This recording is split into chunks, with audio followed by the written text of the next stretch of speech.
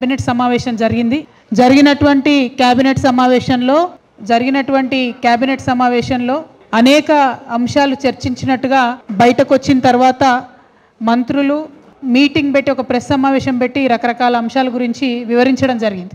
అయితే ఇవాళ మనం ఆలోచించుకోవాల్సింది బీసీ రిజర్వేషన్ల కోసం 42% రిజర్వేషన్ కోసం పోరాటం చేస్తున్నటువంటి అనేక సంఘాలు, అనేక మంది నాయకులు, రాజకీయ పార్టీలు అందరం కూడా అల్టిమేట్గా కోరుకునేది ఒకటే, బీసీలు బాగుండాలి, రాజ్యాధికారంలో బీసీలకు వాటా రావాలి అనేటటువంటి ప్రధానమైన అంశమే బేస్ లైన్గా అందరం కూడా పనిచేస్తున్నాం. మరి ఇటువంటి సందర్భంలో త్రిముఖ వ్యూహంతో ముందుకెళ్లాలని అనుకున్నాం. ఒకటి, రాష్ట్ర ప్రభుత్వం మీద ఒత్తిడి తీసుకురావడం, 2 కేంద్ర ప్రభుత్వం మీద ఒత్తిడి తీసుకురావడం, 3 ప్రజా ఉద్యమాలు నిర్మించడం. ఈ మూడిటి ద్వారానే బీసీ బిల్లు సాధ్యమవుతుంది అనేటటువంటి ఒక పట్టుదలతోని తెలంగాణ జాగృతి ముందుకెళ్ళినటువంటి విషయం మీ అందరికీ తెలుసు. అనేక కార్యక్రమం బీసీ బిల్లు సాధన కోసం చేసినటువంటి ఏకైక ఆర్గనైజేషన్ తెలంగాణ జాగృతి, యునైటెడ్ పూలే ఫ్రంట్ 2 కలిపి కార్యక్రమాలు చేయడం జరిగింది. మరి ఇవాళ ఎక్కడి దాకా వచ్చాగింది? రాష్ట్ర ప్రభుత్వం మీద తెలంగాణ జాగృతి, యూపీఎఫ్ మేము అవసరమైతే రైల్ రోకో చేస్తామని ఒత్తిడి చేయడంతో 2018 పంచాయతీరాజ్ చట్టానికి సవరణ చేస్తూ ఆర్డినెన్స్ తీసుకురావాలని మేము చేసినటువంటి డిమాండ్కి రాష్ట్ర ప్రభుత్వం తల ఒగ్గి ఆర్డినెన్స్ తీసుకురావడం జరిగింది. ఇప్పుడు తెచ్చినటువంటి ఆర్డినెన్స్ని గవర్నర్ గారు మరి లీగల్ ఒపీనియన్ కోసము సాలిసిటర్ జనరల్ గారికి పంపడం జరిగింది. ఇక్కడ ఒక మంచి అవకాశాన్ని కాంగ్రెస్ పార్టీ వదులుకుంటుంది. బీసీ బిడ్డల తరఫున అనేక మంది లీగల్ ఎక్స్పర్ట్స్తోని సంప్రదించిన తర్వాత నేను ప్రభుత్వానికి సూచన చేస్తూ ఉన్నాను. తమిళనాడులో ఇట్లానే గవర్నర్ గారు తాత్సారం చేస్తే కోర్టుకు వెళ్ళి వాళ్ళు వెంటనే మంచి ఆర్డర్ తెచ్చుకోవడం జరిగింది. ఎస్పెషల్లీ ఆర్డినెన్స్ ఇచ్చినప్పుడు గవర్నర్ ఇన్స్టిట్యూషన్కి ఎటువంటి హక్కులు కూడా లేవు వాటిని డీలే చేయడానికి. కానీ ఇప్పుడున్నటువంటి గవర్నర్ గారు డీలే చేస్తూ ఉన్నారు. ప్రభుత్వాన్ని నేను డిమాండ్ చేస్తున్నా, మీరు ఎందుకోసం వెంటనే కోర్టుకు వెళ్లకుండా ఆగుతూ ఉన్నారు? మీ స్థాయిలో, రాష్ట్ర స్థాయిలో అయిపోయేటటువంటి అంశాన్ని ఎందుకు మీరు కోర్టుకు వెళ్లకుండా భారతీయ జనతా పార్టీని కాపాడుతున్నారు? కాంగ్రెస్కు బీజేపీకి ఇంటర్నల్గా ఉన్న అండర్స్టాండింగ్ ఏంటి? ఇది వాళ్ళ బీసీ బిడ్డలకు తెలియాల్సినటువంటి అవసరం ఉంది. ఇక రెండోది, కేంద్ర ప్రభుత్వం దగ్గర ఏదైతే బిల్లు పెండింగ్లో ఉన్నదో దానికి 3 మార్గాలు ఉన్నాయి. ఒకటి, రాష్ట్రపతి గారు ఆమోదించి వెనక్కి పంపొచ్చు, దాంతో సమస్య తీరిపోతుంది, డైరెక్ట్గా రిజర్వేషన్ వస్తుంది. 2, రాష్ట్రపతి గారు రిజెక్ట్ చేయొచ్చు. రిజెక్ట్ చేసినా మంచిదే. రిజెక్ట్ చేస్తే మన అసెంబ్లీలో, మన కౌన్సిల్లో మళ్ళీ ఒకసారి మనం బిల్లు పెట్టుకున్నట్టయితే సెకండ్ టైం రాష్ట్రపతి దగ్గర పంపించే అవసరమే ఉండదు. అది రాజ్యాంగంలోనే మనకు ఉన్నటువంటి హక్కు. సో ఒకవేళ భారతీయ జనతా పార్టీ మీద ఒత్తిడి పెంచి మా రాష్ట్రంలో మేము చేసుకుంటాం, మీరు రిజెక్ట్ చేసన్న పంపండి అని అన్నా కూడా మనకు బీసీ బిల్లు పీఠముడి విడిపోయేటటువంటి ఆస్కారం ఉన్నది.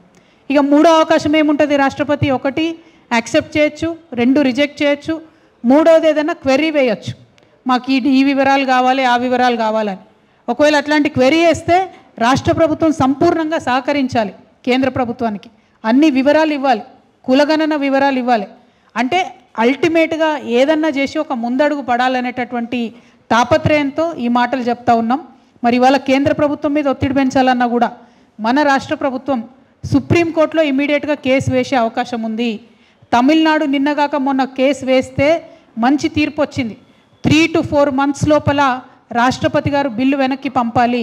Either accept or reject or you discuss, ఈ మూడిట్లో ఏదో ఒక ఆప్షన్ ఉంది. కానీ స్టేటస్ కో లాగా డీప్ ఫ్రీజర్లో పెట్టుకుంటామంటే కుదరదని కరాఖండిగా సుప్రీంకోర్టు తీర్పు ఉంది. ఈ 3 దశలు ఉన్నప్పటికీ కాంగ్రెస్ పార్టీ నిన్న ఏం మాట్లాడుతున్నారు? పొన్నం ప్రభాకర్ గారు మేమందరం పోయి ధర్నా చేస్తామన్నారు. ఇదివరకు కూడా పోయి చేసిరు కదా, ఏమైంది ఆ ధర్నాతోని? మీరు చేసిన మీ ధర్నాకు మీ నాయకుడు రాహుల్ గాంధీయే మిమ్మల్ని పట్టించుకోలేదు, మీ ధర్నాకు ఆయన ఆనాడే రాలేదు, రేపు మళ్ళీ పోయి ధర్నా చేస్తామంటున్నారు. ఓకే, సంతోషం, మంచిది. ఇక్కడ చెప్పేది ఢిల్లీలో చెప్తారు, చేయండి. కానీ ఎంత అవహేళనగా మాట్లాడుతూ ఉన్నారు ఇవాళ పొన్నం ప్రభాకర్ గారు అంటే, మేము పోయి ధర్నా చేస్తాం, అందరు బీసీలు రావాలి, అందరు ఎమ్మెల్యేలు రావాలి, అందరు ఎంపీలు రావాలి అంటే ఏంది ఇది? మేము సత్రంలో భోజనం పెడుతున్నాం, మీరు అందరు రావాలి అన్నట్టు ఏం మాటలు ఇవి? మీకు సీరియస్నెస్ ఉందా? అసలు బీసీ బిల్లు సాధన చేయాలని ఉందా లేదా? ఉంటే బాజాప్తా ప్రభుత్వ పరంగా అఫీషియల్గా ప్రోగ్రాం పెట్టండి, అఖిల పక్షాన్ని ఇన్వైట్ చేయండి, లెటర్స్ రాయండి ముఖ్యమంత్రి గారి తరఫు నుంచి. మర్యాద పాటించండి, పద్ధతి పాటించండి. ఎట్లా అయితే తెలంగాణ విషయంలో మొత్తం అందరం కూడా 50 మందిమి పార్టీలకు అతీతంగా ముందుకెళ్ళి కొట్లాడినామో, బీసీ బిల్లు సాధించాలంటే కూడా అన్ని పార్టీలకు సంబంధించిన అందరినీ ఇన్వైట్ చేయండి, చేసి ఢిల్లీకి తీసుకొని వెళ్ళండి. ఏకపక్షంగా మీరు ఎటుపడితట్టు మాట్లాడతాం, మీరు రావాలి, అందరు రావాలి అంటే ఇది అవతలి వాళ్ళ మీద నెపం నెట్టేటటువంటి ప్రయత్నం తప్పితే సీరియస్నెస్, చిత్తశుద్ధి కనపడతలేదు. కాంగ్రెస్ పార్టీ ఢిల్లీలో తలపెట్టినటువంటి ధర్నా ఏదైతే ఉందో కేవలం బీహార్ ఎన్నికల కోసం చేస్తున్నటువంటి డ్రామా, అంత తప్పితే బీసీల మీద చిత్తశుద్ధి లేదు. మీకు చిత్తశుద్ధి ఉంటే, ధైర్యం ఉంటే కేసు ఎందుకు వేస్తలేరు? రాష్ట్రపతి గారి మీద ఇమీడియట్గా కేసు వేయండి. సుప్రీంకోర్టులో ప్రెసిడెన్స్ ఉంది, తక్షణమే ఆర్డర్ వస్తుంది. చేయాల్సిన పని వదిలిపెట్టి రాజకీయంగా కేవలం దీన్ని సాగదీసేటటువంటి ప్రయత్నం చేస్తున్నారు. ఇక బీజేపీ అయితే ఎంత దారుణం అంటే, వాళ్ళు మాట్లాడితే మేము బీసీ సీఎం అంటారు, బీసీ పీఎం అంటారు తప్పితే నిజంగా బీసీ బిడ్డల పక్షాన నిలబడాల్సిన సమయం ఇది. కానీ ఈ సమయంలో నిలబడకుండా తప్పించుకొని తిరుగుతున్నారు. 2 కేంద్ర మంత్రులు ఉన్నారు ఇక్కడ. మరి తెలంగాణ బీసీ బిడ్డల ఆవేదన ఇది అని మాత్రం వాళ్ళు ఒక్క మాట కూడా మాట్లాడతలేరు, చెప్తలేరు. ఇది చాలా దారుణం. మరి 4, 5, 6 తారీఖున నిన్న రాష్ట్ర ప్రభుత్వం ఏదైతే ఢిల్లీలో చేస్తామని చెప్పినారో దీక్ష, ఏం చేస్తారో మరి వాళ్ళు. ఒకరోజు కలుస్తారట రాష్ట్రపతిని, ఇంకో రోజు దీక్ష చేస్తారట. ఆ దీక్షకి ఎవరు వస్తారో తెలియదు, ఏమొస్తారో తెలియదు. ఆ కన్ఫ్యూజన్ దీక్ష పక్క పెడితే ఒక నిజమైనటువంటి నిబద్ధతతో కూడినటువంటి 72 గంటల నిరాహార దీక్షను నేను చేయబోతా ఉన్నాను హైదరాబాద్లో 4, 5, 6 తారీఖున. ఆగస్టు 4, 5, 6 తారీఖున నేను ఇదివరకు ఎట్లా అయితే అంబేద్కర్ విగ్రహ సాధన కోసం 72 గంటల నిరాహార దీక్ష చేశానో, బీసీ బిల్లు సాధన కోసం కూడా రాష్ట్ర కేంద్ర ప్రభుత్వాలపై ఒత్తిడి పెంచడానికి, మన తెలంగాణ రాష్ట్రంలో బీసీ బిడ్డలకు ఎంత అవసరం ఉంది బీసీ బిల్లు అనేటటువంటి అంశాలని ప్రపంచానికి తెలియజెప్పడానికి తెలంగాణ జాగృతి అధ్యక్షురాలుగా, తెలంగాణ బిడ్డగా, ఒక సోదరిగా నేను నిరాహార దీక్ష 72 గంటలది 4, 5, 6 ఆగస్టు నాడు చేయబోతా ఉన్నాను. దీనికి సంబంధించి మేము ప్రభుత్వానికి కూడా ఇమీడియట్గా పర్మిషన్ కోసం పెట్టుకుంటాం. వాళ్ళు పర్మిషన్ ఇస్తే మంచిది, ఇవ్వకపోతే ఎక్కడ వీలైతే అక్కడ కూర్చొని 72 గంటలు మాత్రం ఖచ్చితంగా దీక్ష చేస్తాం. నాకున్న కాన్ఫిడెన్స్, నాకున్న విశ్వాసం ఏంటంటే అంబేద్కర్ విగ్రహం సాధించడానికి ఉమ్మడి ఆంధ్రప్రదేశ్లో 72 గంటలు నేను నిరాహార దీక్ష చేసిన. ఆ తర్వాత అనౌన్స్మెంట్ వచ్చింది, కిరణ్ కుమార్ రెడ్డి గారు ఆనాడు ఒత్తిడికి తలొగ్గి అంబేద్కర్ విగ్రహాన్ని అసెంబ్లీలో పెట్టడం జరిగింది.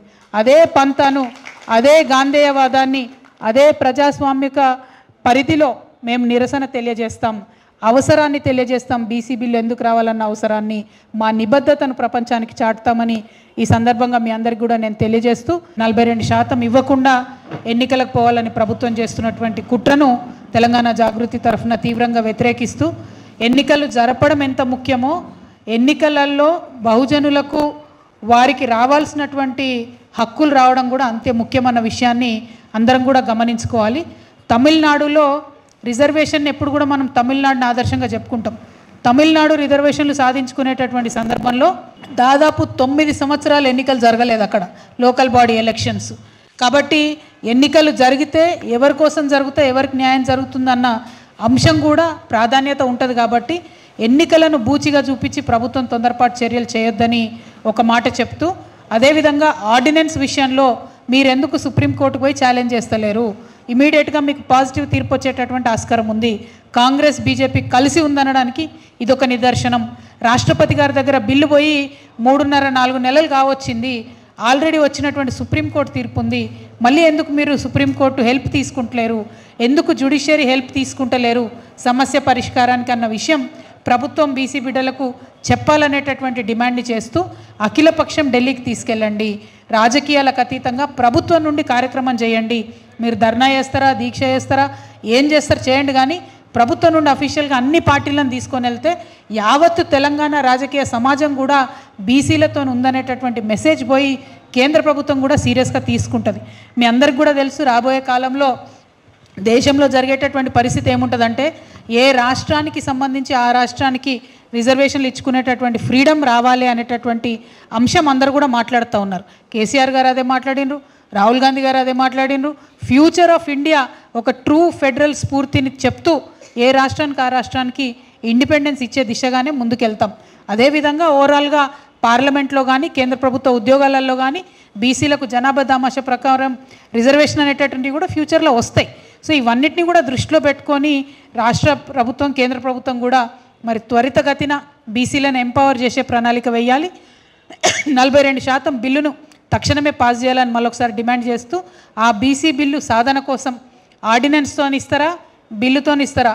కేంద్ర ప్రభుత్వం చేతిలోనే మొత్తం ఉంది కాబట్టి కేంద్ర రాష్ట్ర ప్రభుత్వాల మీద ఒత్తిడి పెంచడానికి నేను 72 గంటల నిరాహార దీక్ష 4, 5 తారీఖు 6 తారీఖు నాడు మరి 3 రోజులు కూడా ఇందిరా పార్క్లో చేయబోతా ఉన్నాం అని చెప్పి మళ్ళొకసారి తెలియజేస్తూ మీ అందరి దగ్గర కూడా సెలవు తీసుకుంటున్నాను. Thank you.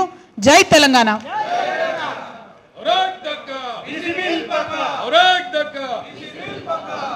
నేనేమంటున్నా బ్రదర్, ప్రభుత్వం మీద పెద్ద బాధ్యత ఉంటుంది. ప్రభుత్వం బీసీ బిల్లు పాస్ అయినప్పుడు అసెంబ్లీలో కౌన్సిల్లో చెప్పిన మాట ఏంటంటే మేము అఖిలపక్షం తీసుకెళ్తాం, కేంద్ర ప్రభుత్వం మీద ఒత్తిడి తీసుకొస్తామని చెప్పారు. ఆ దిశగా ప్రయత్నమే జరుగుతలేదు కదా. కనీసం ముఖ్యమంత్రి గారు ఎవరికైనా ఉత్తరం రాసిండ్రా? నిన్న బీసీ వెల్ఫేర్ శాఖ మంత్రి గారు మాట్లాడుకుంటూ మీరు అందరు రాండి అంటాడు. అసలు ధర్నా ఎవరితో పెడుతున్నారు? కాంగ్రెస్ పార్టీ తరఫున పెడుతున్నారా? తెలంగాణ రాష్ట్ర ప్రభుత్వం తరఫున పెడుతున్నారా? దాన్ని బట్టి ఆలోచిస్తాం. రాష్ట్ర ప్రభుత్వం ధర్నా పెడుతుందంటే బీసీలు అందరూ పోతారు, అది మా ప్రభుత్వం మా హక్కు అనేటటువంటి ఆలోచన ఉంటుంది. కాంగ్రెస్ పార్టీ నుండి పెడితే అందరు ఎందుకు పోతారండి? కాంగ్రెస్ పార్టీ నుంచి పెట్టి మీరు రాండి అని ఓపెన్ ఇన్విటేషన్ ఇస్తే ఎందుకు పోతారు? ఎందుకంటే పోయినసారి కాంగ్రెస్ పార్టీ ధర్నా పేరుతో చేసినటువంటి డ్రామాను చూసినాం. ఇప్పుడు కూడా బీహార్ ఎన్నికలు వస్తున్నాయి కాబట్టి మరొక డ్రామా చేస్తూ ఉన్నారు. వాళ్ళలాగా ఎన్నికల ముందు వచ్చి డ్రామాలు చేసేటటువంటి అలవాటు తెలంగాణ జాగృతికి లేదు. కాబట్టి నిజంగా బీసీలకు న్యాయం జరగాలంటే, రాష్ట్ర కేంద్ర ప్రభుత్వాల మీద ఒత్తిడి పెరగాలంటే గాంధేయ మార్గం ఒకటే మంచిది అనేటటువంటి నిర్ణయంతో ఈ 72 గంటల నిరాహార నిరసన దీక్ష కార్యక్రమాన్ని చేపడతా ఉన్నాం. మద్దతు ప్రకటించినటువంటి అందరూ కుల సంఘ నాయకులకు కూడా పేరు పేరున హృదయపూర్వకంగా నా నమస్కారాలు తెలియజేస్తూ ఉన్నాను. ఖచ్చితంగా ఆ దీక్ష తర్వాత అన్న ప్రభుత్వం కనువిప్పు కరుగుతుందని, కేంద్ర ప్రభుత్వం దిగి వచ్చి బిల్లు పాస్ చేస్తుందని చెప్పి భావిస్తూ ఉన్నాం. డెఫినెట్గా బిల్లు ఇస్తాం, డెఫినెట్గా మద్దతు ఇవ్వమని అడుగుతాం. బీసీ సంఘ నాయకులందరికీ కూడా మద్దతు ఇవ్వమని అడుగుతాము. మాకు యునైటెడ్ పూల్ ఫ్రంట్ కన్వీనర్ గారు ఉన్నారు, మొత్తం యునైటెడ్ పూల్ ఫ్రంట్ ఉంది. వాళ్ళందరి ఆధ్వర్యంలో ప్రతి ఒక్కరిని కూడా ఇన్వైట్ చేస్తాం. జాగృతి నుండి కూడా అందరిని ఇన్వైట్ చేస్తాం. చిన్న విషయం బ్రదర్, అది వదిలే. బీసీలో పెద్ద ముచ్చట కదా, నువ్వు పార్టీ పంచాయతీ పెడుతున్నావు, అది వద్దులే. వద్దు బ్రదర్, కూర్చో బ్రదర్, ఇది బీసీలది ఇంపార్టెంట్ ఇష్యూ, నువ్వు కూర్చో.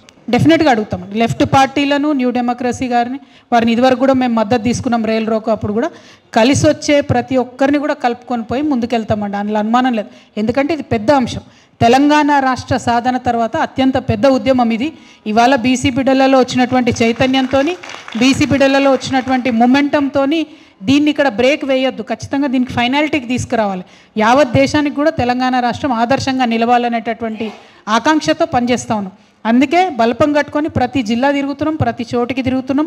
కలిసి వచ్చేటటువంటి అన్ని సంఘ నాయకుల్ని అందరినీ కూడా కలుపుకొని ముందుకెళ్తున్నాం. అదే ఒరవడిని కొనసాగిస్తాం. బ్రదర్, పారదర్శకత అనేటటువంటిది ప్రజాస్వామ్యానికి ప్రథమంగా ఉండాల్సినటువంటి అంశం. ఆ పారదర్శకత లేకపోవడం నిజంగా దురదృష్టకరం. డే 1 నుంచి మేము అడుగుతున్నాం, తెలంగాణ జాగృతి యూపీఎఫ్ నుండి డిమాండ్ చేస్తున్నాం, మీరు చేసిన జనగణన బయట పెట్టండి, గ్రామ పంచాయతీల వారీగా బయట పెట్టండి. అప్పుడు దూద్ కా దూద్ పానీ కా పానీ హో జాతా అంటే ప్రభుత్వం బయట పెడతలేదు అంటే ఏదో తప్పున్నట్టే కదా. అంతకుమించి వేరే ఎందుకు బయట పెడతలేరు? ఇప్పుడు కూడా మళ్ళీ డిమాండ్ చేస్తున్నాం, లెక్కలు బయట పెట్టండి. ఎవరు ఎంతమంది ఉన్నారో తెలిస్తే ప్రణాళికలు ఎట్లా వేసుకోవాలి, రిజర్వేషన్లు ఎవరికి ఇవ్వాలి, హక్కుభుక్తంగా ఎవరికి ఏది రావాలనేటటువంటి అంశాలను ట్రాన్స్పరెంట్గా చెప్పే అవకాశం ఉంటుంది. ప్రభుత్వం దాన్ని ఇగ్నోర్ చేయడం దురదృష్టకరం. రైల్ రోకో మేము ప్రకటించినటువంటి అప్పుడు 2 అంశాలు కోరినాం. ఒకటి, రాష్ట్ర ప్రభుత్వం ముందుకొచ్చి ఆర్డినెన్స్ ఇవ్వాలి, లేదా కేంద్ర ప్రభుత్వం బిల్లు పాస్ చేయాలని. ఆనాడు రాష్ట్ర ప్రభుత్వం ఆర్డినెన్స్ ప్రొమగల్గేట్ చేసింది కాబట్టి రైల్ రోకోని మేము నిరవధిక వాయిదా వేసుకున్నాం. ఇవాళ రాష్ట్రము కేంద్రము కలిసి ఒక నాటకం ఆడుతున్నాయి.